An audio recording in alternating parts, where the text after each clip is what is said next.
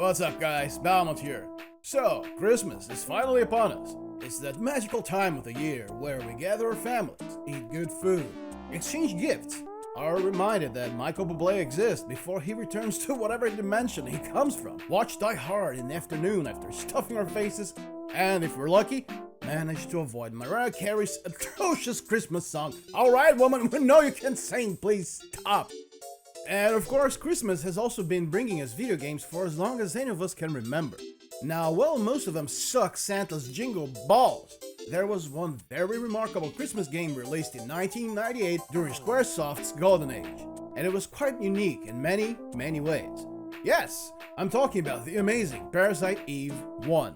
So get comfy, hit that like button, and subscribe, because I'm about to present you one of the greatest Christmas games of all time. No, get out of here! Yeah, can someone watch the door so this woman doesn't show up again? She's weird, dangerous, and nobody likes her. Okay, sorry, so, Christmas special, Parasite Eve. Let's go!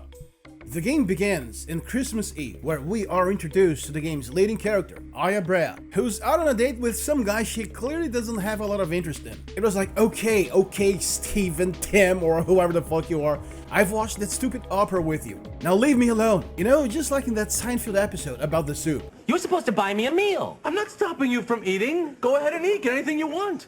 But I don't want anything but soup. Then that's the meal. It's the same thing. After a short exchange and upon entering Carnegie Hall, the player is met by the tragic love story between a character who seems to be, in Monty Python's words, He's a fat cop. and a prince whose father condemns his lover to death. And what ensues is a scorching hot performance by Melissa Pierce, the leading actress. I mean, just look at it, she's literally lit the audience on fire. People were jumping over their seats in excitement. Okay. I'm sorry, I'm gonna stop now. But Parasite Eve 1 had much more to offer than simply giving us beautiful cutscenes. The game takes place across several locations set in New York City. The Carnegie Hall, a museum, Chinatown, a hospital, the Central Park, the sewers, and my favorite, the police precinct. And this made Aya's pursuit of the entity known as Eve very dynamic and, how should I put this? Balanced. Yes, balanced. Let me explain. There's no hour-long tutorial or dumbed-down game progression. After all, this isn't a game that lasts dozens of hours like classics such as Final Fantasy 7 and 8. You know, you'd probably beat this game in just 8 or 9 hours, but that's not to say this game is short per se. No, not in the slightest. Parasite Eve 1 lasts just as long as it needs to. In a way, it's like watching a one-season series where the story is divided by days. Yes, some are longer than others, like the 6th day, but they're all very competent in execution. The developers made every single day count. They're very distinct and take place in different locations, all while presenting us that distinct feeling of impending doom, of real horror. And again, this was done in a JRPG in 1998. And being set in the modern times, the developers and the director made sure to try and present us, to try and deliver a very cinematic experience. From dynamic CGI sequences to dramatic camera angles while you explore the game's world. Parasite Eve always kept the player guessing, always kept him on his toes. What would be the next tragedy to strike New York City? And all of this is crowned, is led by Yoko Shimomura's perfect soundtrack. Seriously, this is one of the few soundtracks I've ever heard in my life that I can say is absolutely spotless. And also, there's another aspect that just shows us how brilliant this game was in design.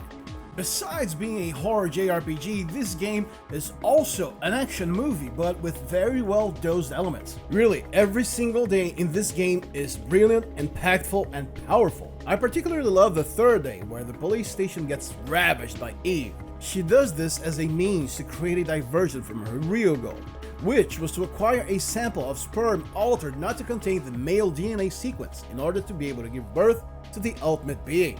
Now, this may sound strange if you're listening to it for the first time, but as you progress through the game, you get very well dosed exposition moments, which yield the perfect balance of information, making sure that you know exactly what's going on without ever going overboard.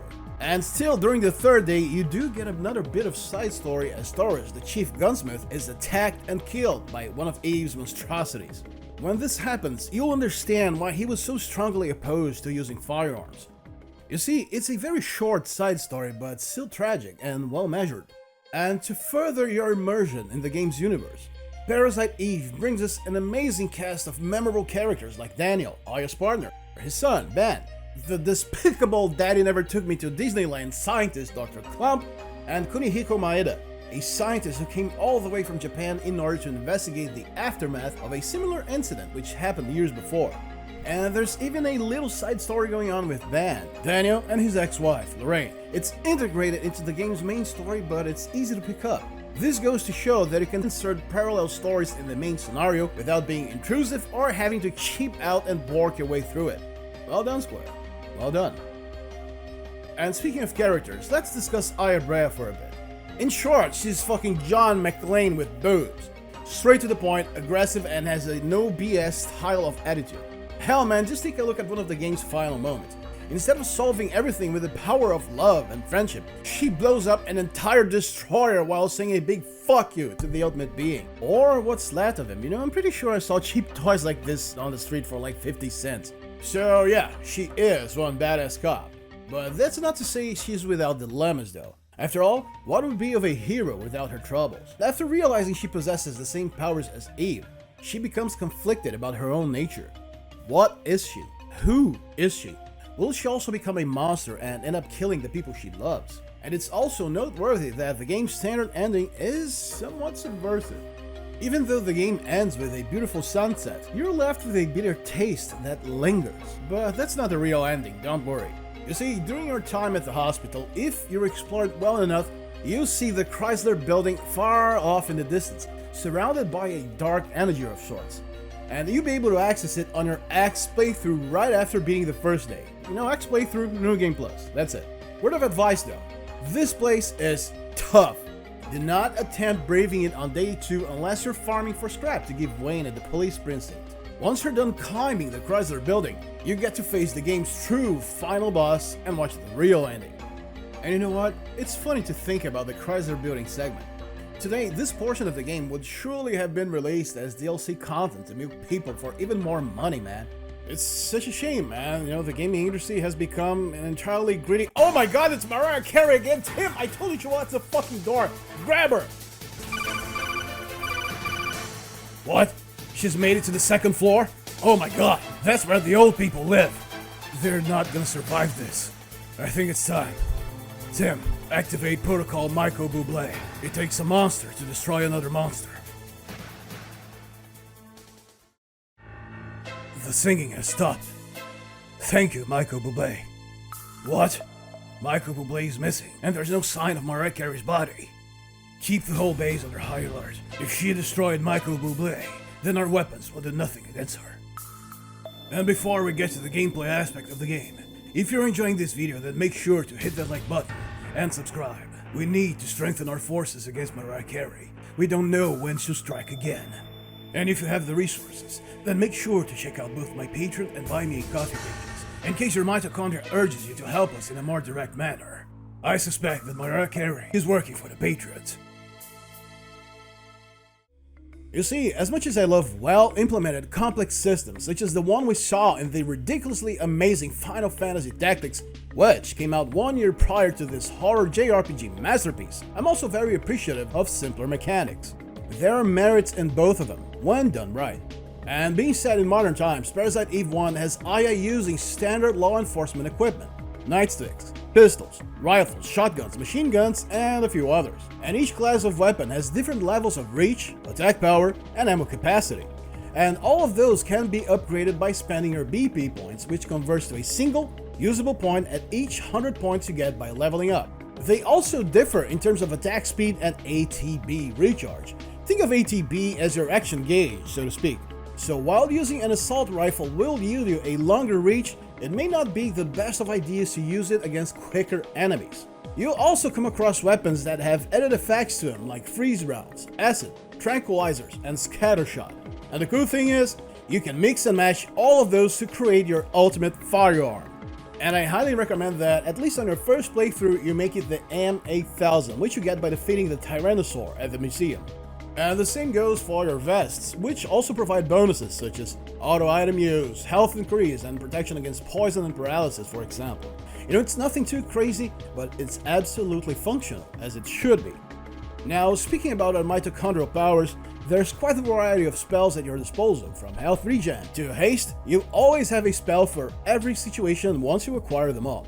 And it's also very interesting that in here, whenever you use a spell, time will... wait, let me just check if that man isn't around, just a second. Tim? Okay, nothing on the radar, on a 15-mile radius. Okay, so as I was saying, whenever you use a spell, time will stop... God damn it, Dio! I knew it! You were looking around, you son of a bitch! Get out of here! Nobody likes you! Dude, seriously, Christmas is one weird time of the year. Fuck, I mean, who's gonna show up next? But moving on, still on the combat subject, Parasite Eve sets itself apart from its peers in the sense that you get to move around freely on the battlefield, even when your AT bar is empty. Now, this adds another layer of strategy and danger. You'll sometimes face tough enemies in really tight spots, like the battle against Eve aboard the Alright, I knew he was coming, so okay, Polnareff can stay, he's one cool dude. Those people, man. But listen, going back to the chariot boss fight, you have like 5 feet of space to move around, you know, it makes this fight really dangerous, and I really appreciate they doing this in 1998. I really do. And lastly, this game has no shops or hotels whatsoever, so every item will be acquired from chests or defeated enemies. And still in line with the quote-unquote biology presented in this game, your MP, or mitochondrial energy, will regenerate by itself automatically over time during fights, making it an even more dynamic experience. And here's a little tip. You can play multiple X rounds. While your level will always be reset, your chosen equipment statuses will not, allowing you to boost them to your heart's content. And during X rounds, if you beat a day without saving, you get a lot of BPs at the end of each day. Now, saving during this intermission screen's alright though, so don't worry. So, when you put together all Parasite Eve has to offer, you get one grand horror JRPG. You know, it's a cinematic JRPG with extremely fun combat, great storytelling, and a very dynamic game progression, all while exploring real-world locations, making for one remarkable gaming experience.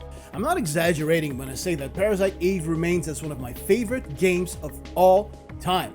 Even its sequel, Parasite Eve 2, will always have a place inside my heart. You know, especially number 9, who's one of those villains that are so weird, you end up laughing at him and liking them. He's still one crazy son of a bitch though, and yes, that's Squall's gunblade he's holding. And you know what? If the video about Parasite Eve 2 does well, maybe I'll even bring its hard drug sequel, you know, the third birthday. I mean, really, the story on that game, whew!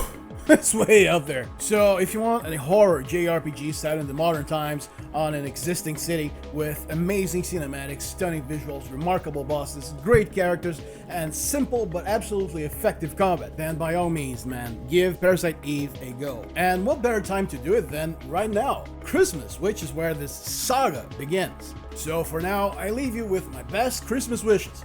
May you, your family, friends, and pets have one hell of a time. This was Belmont speaking to you, and I'll see you next time. Oh my god! You know what, Tim? Fucking man, call the army. Mariah Carey goes down tonight. We're taking her down and rescuing Marco Bublé. He's our only hope for the next Christmas. See you guys next time. Belmont out.